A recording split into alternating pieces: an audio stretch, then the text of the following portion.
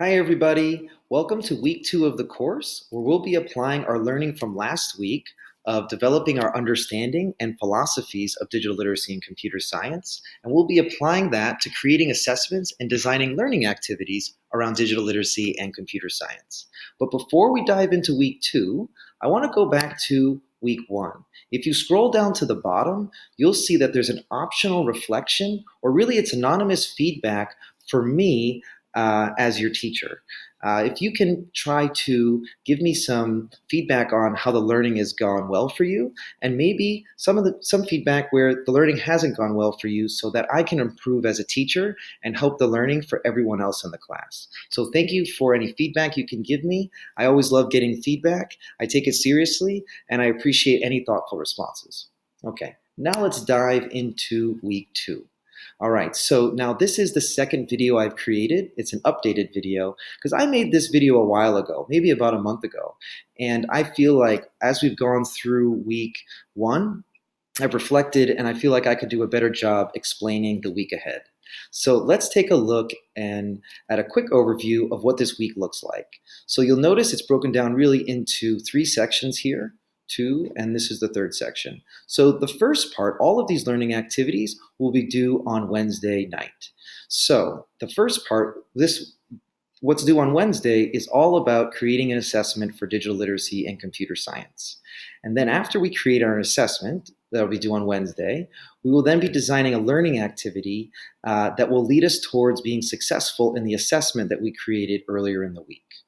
Then after we finish our learning activity, which is for learning objective 4, we will then do a final reflection on this full learning cycle that we have just completed of digital literacy and computer science. We'll close the bridge that we started in the beginning of last week, a quick Flipgrid activity, and of course any feedback. Okay, so now I want to go through each learning activity one by one, but I'll go pretty quickly so that this video isn't too long. Okay, so the first thing you'll be doing is you'll need to choose a standard from the Massachusetts framework. So you'll dig into here and you'll try to find a standard that you feel as though you want to create an assessment for, which will then be used to create your learning activity as well. Think of a standard that maybe you don't know how to do very well, or don't know much about, so that you can further your learning, or maybe one that you feel is really important, or something that will challenge you. So choose wisely because you'll be using this standard the rest of the week. Okay, so you will then take that standard and you'll go into this forum where you will unpack the standard. And I've given instructions for how to unpack the standard and even an example down here. Okay, so then after we've chosen our standard, unpacked the standard, then we're going to do a short Flipgrid activity where you will be connecting your standard and some of the tasks that you've decided on that you could have students do to achieve those standards and connect it to your philosophy. We have a prompt, and for an outstanding score, you need to reply to at least one other person. I do want to mention that these Flipgrid activities are a fantastic way for us to develop our community and really a great way for an online asynchronous class to have discussions together. In a normal setting, I would probably have a lesson. If we were in a normal setting of a classroom where we were all in the same room, I might do a lecture, I might show a video, we might have a learning activity in class, and then I might say, okay, turn to the person next to you and discuss with them, or share your thinking, or go through a learning or a thinking routine. But we can't do that because we're not in the same room, but we can use Flipgrid to try to build on each other's thinking and share our learning. Okay, so then after you connect your standard and a task to your philosophy, the next thing is to do an assessment brainstorm. So let's take a look at what that looks like. The reason that we're doing this assessment brainstorm is that you can take a look at the MA framework assessment guide. They talk about assessment needs to take many forms, and they give a bunch of examples for that here. And what you'll be doing is you'll be taking out a piece of paper and doing a brainstorm activity. You'll be thinking of many different ways that you could assess these students with the standard that you've chosen. Here's also a bunch of questions that you can consider as you are going to be thinking about creating your your final assessment in the next activity. All right, so then the next activity will be a Google Slides activity. I like this because this is a little bit different than the forum, and it provides us an opportunity to add in pictures and other things. So in this Google Slides show, you will be sharing your assessment idea. The big thing that's different about this week is I've created groups. So the groups will help us develop community and make sure that everybody gets feedback from each other. So if you are in group 3, then Rachel will give feedback to Shyla and Shauna. Shauna will give feedback to Shyla and Rachel, and then Shayla will give feedback to Shauna and Rachel as well. Okay, so all of the instructions are here. You can watch the video. And of course, to make sure that you know what's required of you, you can have a look at the rubric so you can get either your satisfactory or outstanding mark. Okay, so then we'll be done with Learning Objective 3, and we'll be moving on to Learning Objective 4. All of these assignments will be due on Saturday night. Okay, so the first thing we'll be doing is we'll be doing an ideation wall, and we're going to be using a thing called Padlet. I do a little bit of an instructional video here on how to use Padlet, and here's some tasks to explain what you should be doing. And I'll show you Padlet. It is right here. Padlet is a really neat way to digitally like put up sticky notes on the wall. Because if we were in the same room together, I might say, okay, everyone take a sticky note and put some ideas up on the wall. But we're not in the same room, but we can use Padlet as a way to post our sticky notes. But these are better than sticky notes because you can link videos and share your ideas all inside this Padlet. So thank you for sharing your ideas, and hopefully this will help us further the content that we know is out there around digital literacy and computer science, so that we can then apply it to our learning activities that we'll be making in the next learning activity. Okay, so then after you do the Padlet wall, here's a quick link as well. We'll be talking about our essential elements of the learning activities. And this is where, let me have a look here. This is where I actually give you a whole bunch of new resources about what are the essential elements that I want to make sure that I have in my lessons, in my learning activities that I give students. Now, let me just read this first paragraph here. Thinking about your future role as an educator, what are the essential elements of an engaging, worthwhile, and effective learning activity or lesson? Okay, that's pretty intense, but it's true. We want all of those things to happen. Now, I wanted to make it relevant to most of the educators that are in this course. So as many of the students in this class are considering careers in special education, you may consider what are some of the ways that you will provide accessibility, differentiation, or extra support for your students, for your future students.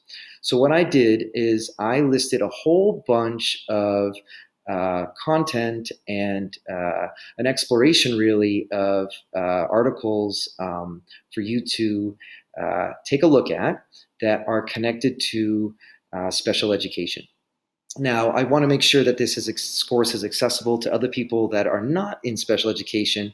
So you might just want to look at the first link that will let you know some other that are not necessarily tied to special education, but are definitely essential elements that we need to be embedding into the cultures of our classroom.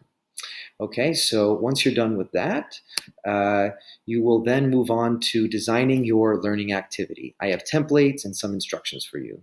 So you will see here, let me scroll to the top. You have your expectations, what your learning activity design needs to include, and I gave a bunch of templates here for you to use. Now, these are coming from HyperDocs, which you might have learned about last week. And this is just a really easy way for you to help. Well, it does provide you support in developing a lesson and making sure that you have all of the elements in a succinct order that is really good for student learning. Now, you don't have to necessarily create it in a HyperDoc way, because a HyperDoc way is where you just give the document to students and they go at their own pace. You could use these templates to include other activities that might be some face-to-face or might be some lecture teaching as well. You can have a look at that here in the workshop model if you want to do it like that. Here's also another video that explains how to use these templates. And of course, we're also going to be developing our personal professional learning community through group sharing and feedback. So these are the same groups that we used in the Google Slides activity that you will, so that you can continue that group through this week and give feedback to each other on not only your assessments earlier in the week, but also the learning activities later in the week. So you could see the connection between the assessment and the learning activity that happens. Okay, so yeah, not much about that. And now I'm going to go on to the next one. We'll be now posting your learning activity, group feedback, and iteration. So this has a lot of instructions, but if you follow it, it should be pretty clear. Basically, you need to post in the forum these things here and answer these questions. And then you will attach your learning activity that has to include these 4 elements, and make sure that you include your assessment at the end. The third thing you'll be doing is you'll be replying to the other people in your groups learning activities to give them feedback. And then finally, you will be reading other people's feedback that they gave you and try to think about how could you improve on your learning activity. And yeah, you'll just reply back on top of their other replies. Okay, so that will be the end of learning objective 4, which is really the completion of this week.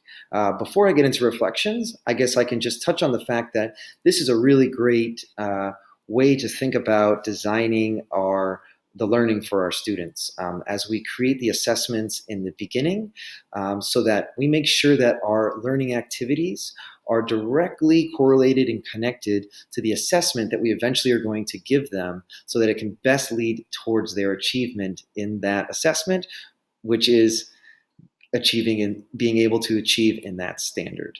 Okay, so then once you're done with learning objective 3 and learning objective 4, we will be doing reflections of this full learning cycle, which is all of digital literacy and computer science in this course, learning objective 1, 2, 3, and 4. The first thing we'll be doing is doing the 3-2-1 bridge loop closing. So I'm really excited to see how your thinking has shifted or changed since you originally did the 3-2-1 bridge activity. Okay, so if you want to learn about what the 3-2-1 bridge activity is, or you want to use it with your students, you can click here.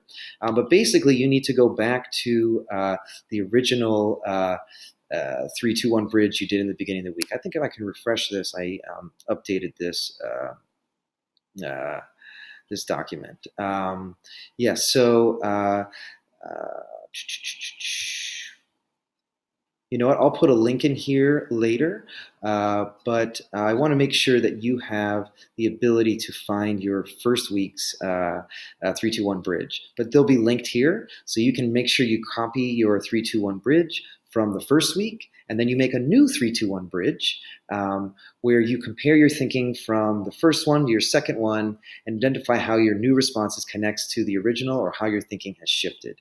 So I look forward to seeing the responses for that. All right, then after the 3-2-1 bridge, it'll be the final activity for this week.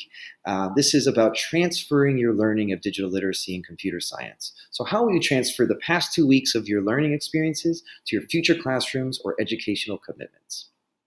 Okay, once you're done with that, I'd appreciate it if you could, again, give me some feedback on the course. What's working well for you? What's not working well for you? How could I be a better teacher for you in this course? Okay, so that is week 2 in a nutshell. I really look forward to seeing all of the learning that's going to be happening this week, and I hope you have a wonderful day. Okay, bye.